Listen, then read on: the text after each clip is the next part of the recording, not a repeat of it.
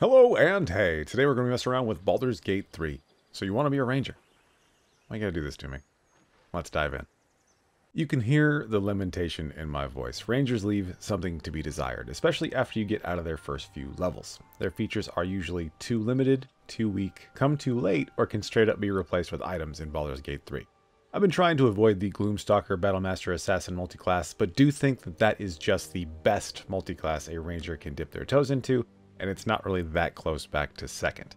That Forbidden build was one of the most talked about in the lead up to the release of the game, and I'm sure you can find an in-depth guide or 17 that will tell you every possible angle about it. But if you've kept up with this series, I've been trying to do some different things, so understand while what I'm about to share is mechanically not the best build with ranger levels, I do want to explore the class for what it offers. So we'll be looking at both Hunter and Beastmaster, but the Hunter will require me to go a little spoiler mode, so we'll do Beastmaster first.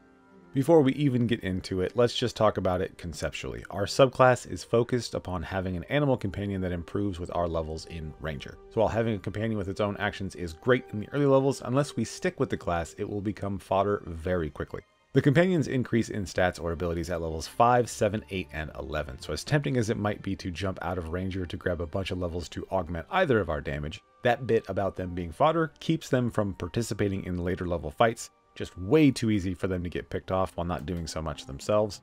Example, summoners don't mind if their summons get picked off because that makes a good use of the spell slot, drawing aggro away from the party. But if our companion goes down, that's our subclass being deleted until the next rest. Thus, not the same cost, and we want our companion to be as chonky and powerful as we can get it. Level 11 makes a lot of sense. Unfortunately, with one character level left over, we don't have many options to make our character less generic. We are rewarded for this investment by getting a very good companion, but not a fantastic one. Not one that you can buff up to help carry the team. It's much more like you've split your very good character into two entities, each with their own actions and bonus actions. That in itself is very powerful, but it does lack some impact in combat. It feels weaker than it actually is. You combine that with most of the animal companions drawing an annoying amount of NPC attention out of combat, it tries to make itself unattractive. This is further not helped by some features seeming to not work as intended. Much more specific points there, we'll get to them later. But the point being, you can make a 20 dex sharpshooter ranger in heavy armor with 100 hit points and resistance to fire, cold, and poison damage just from the ranger, and have a 91 hit point, 21 AC wolf next to you. Combining against an armor class 18 opponent, you can average around 50 damage a round with rare spikes over 100 without needing to use additional resources or consumables. Which means there's absolutely nothing wrong with the numbers of a Beastmaster, but I still wish they were higher on the companion, because walking through towns, breaking NPCs, it doesn't feel worth the hassle to me. Of course, very subjective. To bring up some examples, the Dire Raven at level 11 in theory might be the strongest companion. Its flight creates darkness that it cannot see out of, but enemies can see into to attack it, even with ranged attack. So while the Raven is one of the only ones to not make NPCs go nuts, you can easily gimp your party with said darkness that the enemies don't have to follow the rules for. Again, the numbers are completely fine, specifically with the Raven. If all the summons stay alive, the damage is very good, and its attacks can blind, so there's huge upside. But that one annoying thing probably puts a little bit of sour taste in your mouth.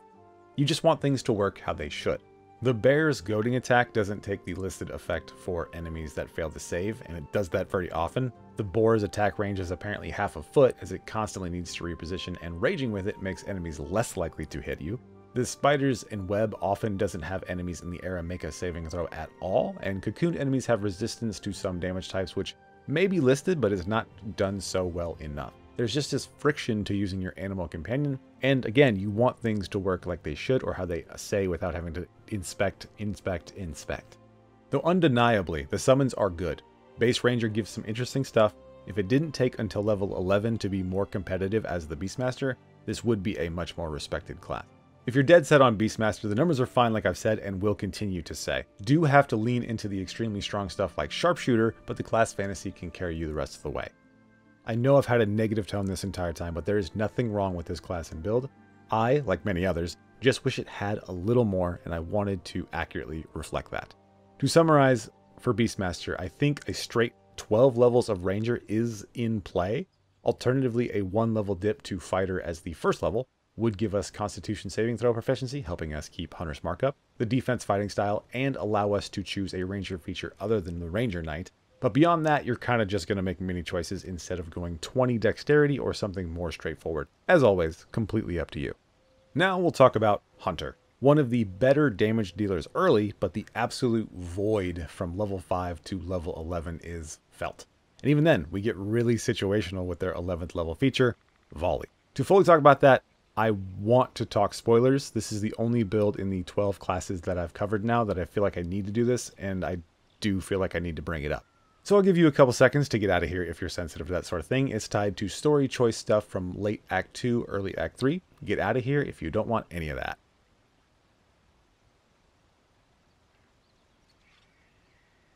Alright, as far as just abilities, no equipment goes, Hunter Ranger becomes one of the strongest characters in the game. Their volley ability allows them to make an attack at everything within a smallish medium range, like I said. This is quite situational, sometimes hard to even get two enemies into range of each other. But if we could get almost every enemy in a combat into a small space, the number of functional attacks gets very silly very quickly.